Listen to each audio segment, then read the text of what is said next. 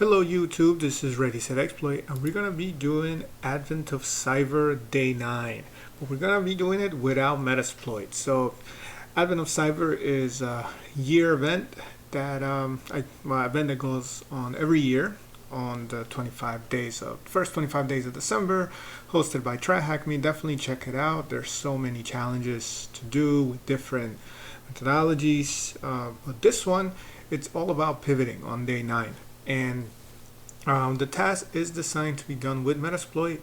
I'm actually going to do it without Metasploit. It's already many videos demonstrated how to use Metasploit, and the task itself walks you through how to do it. Metasploit, it's a very robust tool, and the challenge is honestly pretty easy with Metasploit. But I'm gonna actually show you the different ways that we could achieve the same thing and with all the different tools.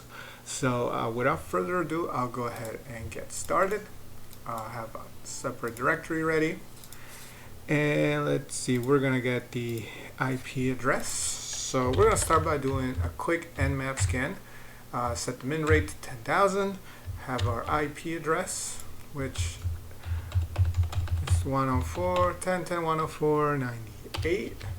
Dash P dash to scan all ports. We're gonna grep for open. It doesn't show any open ports. I mean, it does show open ports, but it just highlights the first line and removes everything else. So we have only port 80 open, and didn't pick up on anything else. So now dash V dash SVC to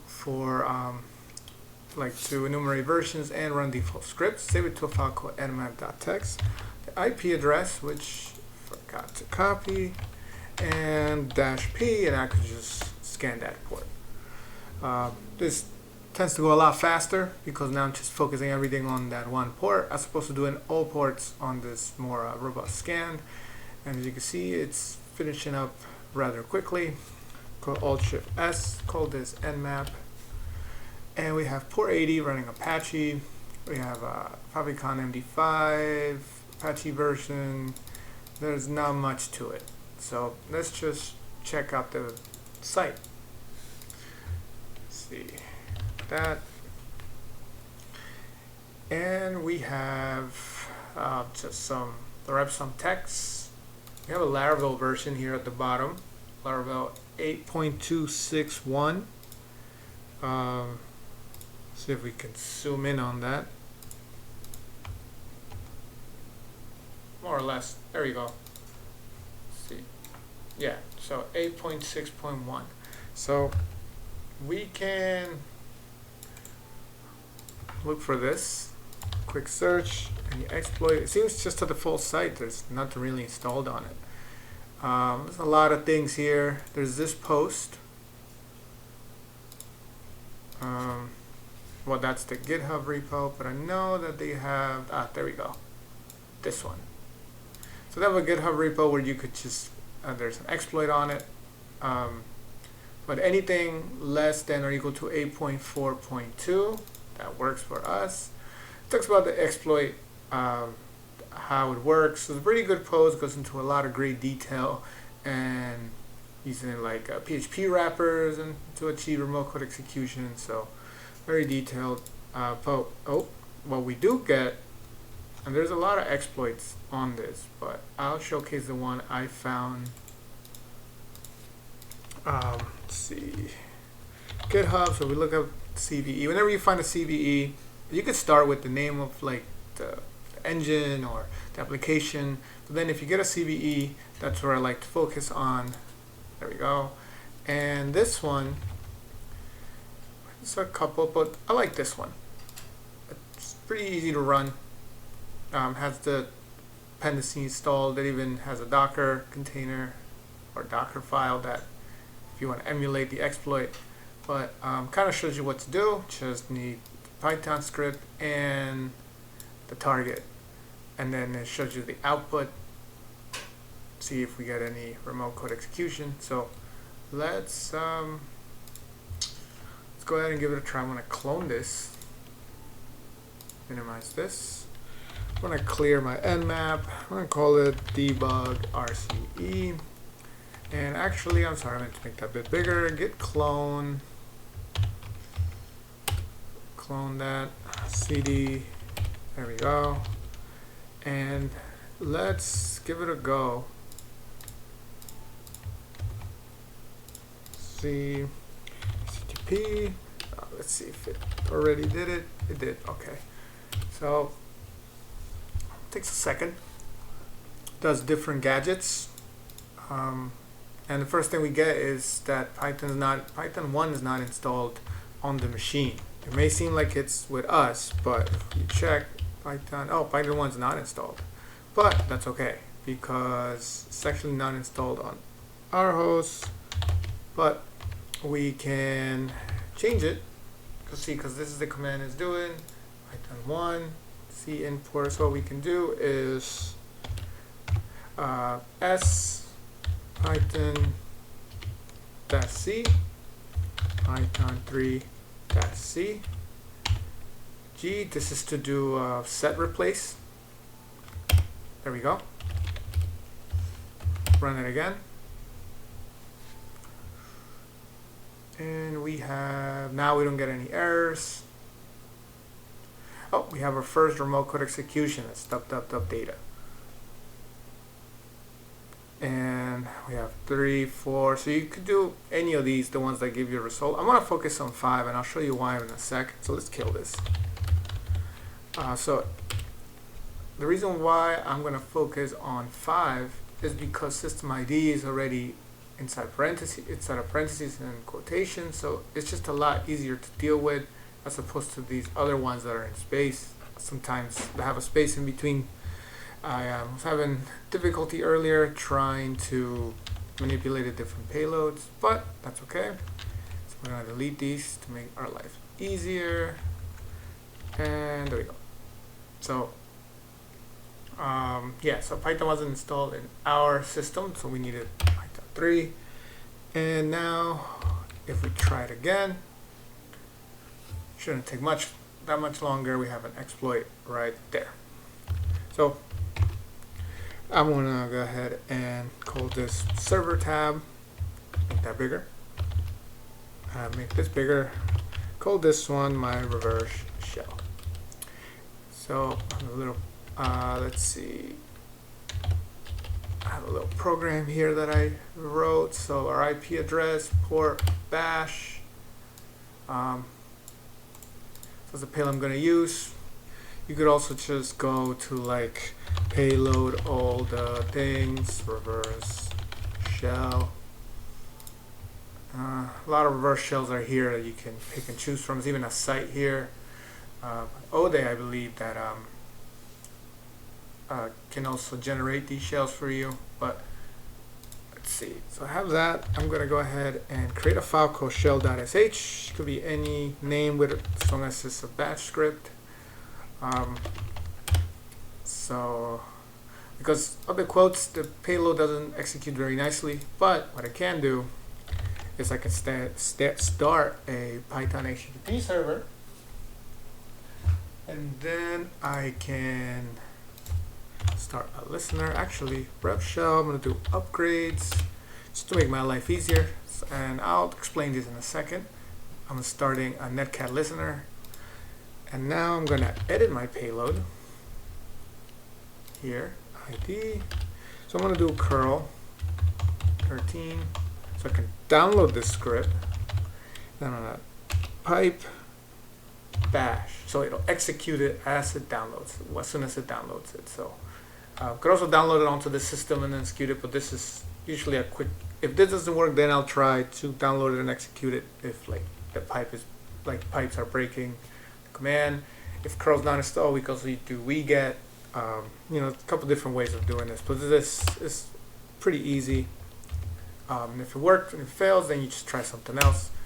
But I messed that up. Let's clear that. Oh, clear. There. And it's going. We get a hit. We got a shell right there. So now we can upgrade it so we have more of an interactive session. Python 3 doesn't work here because of the PTY. Looks like the PTY script's not installed, so it it gets thrown off. So you can use script. If script's installed, luckily it is. Control C to background. Then this command, right? You can paste it to get our rows and columns, and then stty raw echo, that's also on there. I mean that raw dash echo semicolon fg, press enter twice, and now we do stty rows 38 columns 128, and export term equals xterm, so that we can clear. And this is so that our own terminal, like dimensions match this reverse shells, just for better text wrapping. It's not a requirement to do those last few steps after the reverse shell, but I always do it so I have a much easier, a more interactive shell. So now we're in a Docker container. How can we tell? A good way, every Docker container comes with this Docker env file.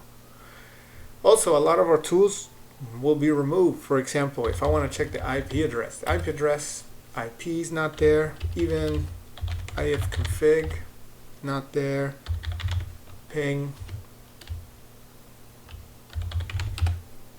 not installed. So that's another, usually a clue that a Docker container is not there. But another way, didn't mean to do that, is the one thing that's always there is if we cat the etc host file. The IP address, all Docker start, pretty much all the time with a 172. I don't think I've ever seen one that doesn't start. After that, it can vary. The name is a big giveaway, it's usually random letters. But the biggest one is this. You see the Docker env file at the base directory, then you're in a Docker container. Let's see. So I always like to look at the directory I'm in to start, and there is a .env file. So if we Google what that is, you always want to read every file you encounter. What is a .env file? Linux, let's call it, I don't know. So it contains individual user environment variables. Okay, so if you're not familiar with these have credentials, right? So if we do cat.env, and they're usually used for the application that's being currently run. And we do find, see for example, Laravel. So it overwrites every what's the default file that's found in etc environmental, and we do have PostgresSQL credentials. So from here, we can try using Postgres, which is usually with the binary PSQL, not installed. So what can we do? How can we interact with the database and maybe look for credentials, anything else? Well, this is where we can have to do some pivoting. This is where the main part of the challenge comes in with Metasploit, because Metasploit allows you to add routes and such. But we can create our own tunnel. Another way to create tunnels is by using SSH. We're not in an SSH session, so we can use this tool called Chisel. And why are we going to create a tunnel? Just Google Chisel GitHub, get jpylora, and Chisel is just binary written in Golang, and you just go to the releases page, download the one that matches your system. Ours is AMD, it's Debian. Save it, and then let's see. I'm gonna make a new window. Gonna move downloads that into here. Okay, and let's just extract it. There we go. Don't need that. And it's just to so what we're gonna do is we're going to create a tunnel, and we're gonna do that, as I was saying, is because we don't have PSQL here, but we can install it in our system, and then we can connect to the database. That's what a tunnel will allow us to do. So I'm gonna call this Chisel. So we have to make it executable. But first we have to download it onto the victim machine. And we could use curl for that. We just go to the temp folder, and we still have our listener there. We do curl, our IP address, we do Chisel, and that was a mistake. -O for output file, save it into Chisel. See, and it gives you a warning. You can use output, but I just used -O, and I did not mean to do that. It's just a bad habit. I clear everything. There it is, ganitos, and now we have Chisel on our machine. There it is. Now we're gonna first start the Chisel listener. So server, that's run from your machine. We're the server. -port, this could be any port. I always do 9999 and -- reverse. Start as a listener, so it's listening on our IP address. And now we have to connect to it. So we can do so by Chisel, and we're the client. The IP address we're connecting to, where the listener is going, that's ours, and the port. And now the port we're going to use locally. So the port we're going to use in our machine to connect to, right? I always keep ports the same. So I'll explain that in a second. So we know from the file that the port is 5432, right? The target. This could be an IP, a host name, the target IP. Let's see. We found our IP before from the host name, but that's actually not the IP, and I'll show that later. It's actually here. It's actually given to us, database host. It could have been an IP address, so you always want to go with what you find first. So the target IP that we're connecting to and the port that they're running the service on, right? So locally, so just so you could see it, I'm going to call this PSQL first. But let's listen really quickly. We see we have port 80 listener, that's our server, that's our tunnel, right? Tells you. But right now we don't have anything, right? So now we're going to see that this port's going to open as soon as we establish this connection. Let's see, did I not make it executable? I don't think I did. There we go. So you see back here it says connected. If we listen, now that port is open. So let's say I close this connection and I do 1337. Now we're listening on 1337 on our host, right? But I always try to keep ports the same unless by some weird reason I can't. I don't think I ever encountered that issue before. 5432. Like right now I wouldn't be able to use it on port 80. It wouldn't make sense, but now we can connect through the service to our machine because it's tunneling through. So next thing to do is I don't have PSQL installed. It's not a tool I use a lot here. I mean in my machine, but so I only keep tools I have. This was a bare bones install of Kali Linux with very minimal tools that I use all the time, and I'm kind of installing as I go, keep track of what I need, because the Kali Linux that comes prepackaged security has so many tools. They're taking up space, resources. So, but we can install it quickly with install PostgresSQL-client-y. And now we can run it. We get a green. The host is not the target, it's ours because it's open to us. We know the username was Postgres, database was Postgres, and as you see, we log right in. A lot of times Postgres doesn't ask you for a password, even though I believe it's on here. Yeah, see? So if it needs one, I guess Postgres is the default password. It'll prompt you for one. So now we can enumerate the database and do \DT. This listens for the tables, and then we do we have a table called users. I don't remember if it set that on there. It doesn't. Okay, cool. Oh, so -d. Now we can, let's go ahead and enumerate the user. So \d plus table name, which is users, takes a second. We have and then press Q As you see, my screen was kind of like less. If it's like the output's too small, it'll give you this N. So we see we have username, password. So we want these for sure.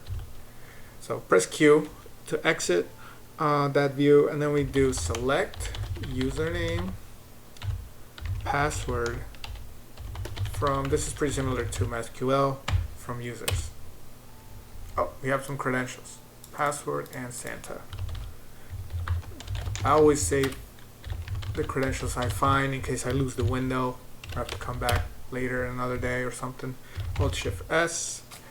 I don't know what I'll call this yet, but we have our credentials. If you want to exit, Control D, and we're done.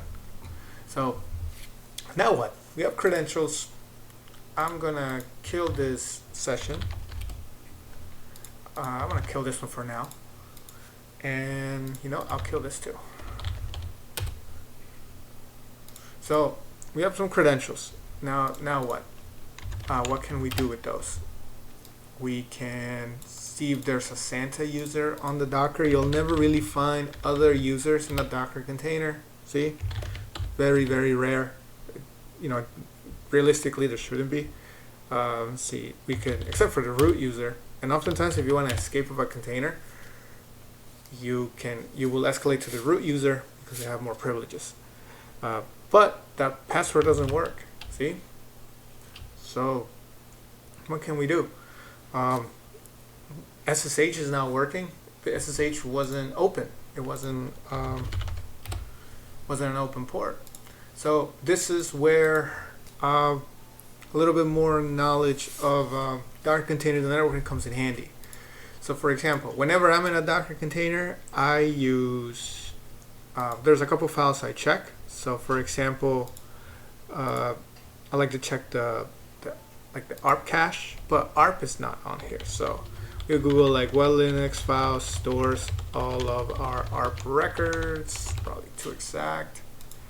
Super user is good. Cat proc net ARP.